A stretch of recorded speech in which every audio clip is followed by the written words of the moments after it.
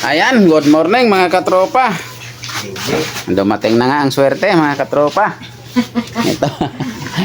Huli ni Jerome, yan lang mga katropa. Oh. Yan si Jerome. Ang huli niya, 2 gabi mga katropa. Yan lang talaga. Bawi na lang sa sunod. Yan. Talagang mayroon talagang ganyan. 13 kilos. Ayan, 13 kilos, 2 gabi mga katropa. Ayan. Ayan, ito kay Marjem. Ang huli ni Marjem. Sana si Marjem. Wala na, hindi na nagpakita ang may-ari. Yan, pasensya na mga katropa kasi Marjem hindi na nagpakita. Nalungkot siguro. Yan. 7 kilo kay Marjem. Ito, pasahero ni Marjem. May pasahero naman siya. Parang hinati lang yata yan. Pasahero yan. Hindi, kay Marjem yung 7. Ito ang pasahero. Parehas lang yan huli. Ayan, para naman makita ng mga katropa na hindi lahat fiesta. Yan.